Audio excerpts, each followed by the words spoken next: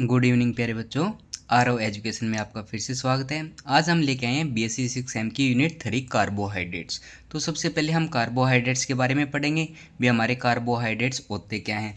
तो आप देख रहे हो इंट्रोडक्शन में those compound which on hydrolysis give polyhydroxy aldehyde या polyhydroxy ketone are called carbohydrates. एक तो बच्चों ये डेफिनेशन होती है। सेकंड डेफिनेशन है वीकेंड से हम कह सकते हैं कार्बोहाइड्रेट्स आर पॉलीहाइड्रोक्सी एल्डिहाइड या पॉलीहाइड्रोक्सी कीटोन। या हम थर्ड डेफिनेशन की बात करें तो हाइड्रेट्स ऑफ कार्बन को भी हम कार्बोहाइड्रेट्स बोलते हैं बच्चों। इसका जनरल फार्मूला होगा CXH2O(Y). ठीक है, फिर हम बात करते हैं carbohydrate are synthesised by CO2 and H2O in green plants in the presence of light and chlorophyll. This process is known as photosynthesis। जो लाइट की प्रेजेंस में रिएक्शन होती है वो कौन सी होती है बच्चों? फोटोसिंथेसिस। तो CO2 प्लस में H2 मिलकर क्या बनाते हैं? CXH2O, Y प्लस में O2 है वो रिलीज होती है। तो एग्जाम्पल देखो बच्चों कार्बोहाइड्रेट्स के क्या क्या है। मेरे पास ग्लूकोज है जिसका नाम है डी ग्लूकोज, फॉर्मूला है C6H12O6।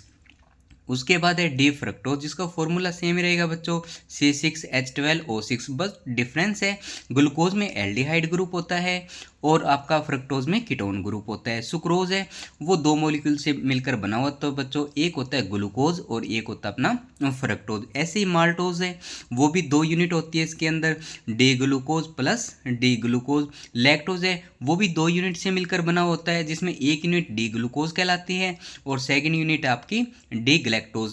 दोनों को फॉर्मूला सेम है, सिर्फ स्ट्रक्चर इनकी डिफरेंट रहती है। अगर हम बात करें नोमेनक्लेचर की तो CHO ग्रुप जिसके अंदर प्रेजेंट होगा उसको एल्डोज शुगर बोलेंगे बच्चों, और कीटोन ग्रुप प्रेजेंट होगा उसे हम बोलेंगे कीटोज शुगर।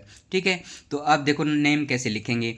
तो नंबर ऑफ कार्बन की यहाँ बात करते हैं, यहाँ पे एल्डिहाइड ग्रुप है तो एल्डोज लिखेंगे, कीटोन है तो कीटोज ग्रुप लिखेंगे। तो अगर मेरे पास 3 कार्बन है तो ट्राइओज, एल्डिहाइड ग्रुप है तो एल्डो ट्राइओज हो जाएगा और कीटोन ग्रुप है तो कीटो ट्राइओज हो जाएगा।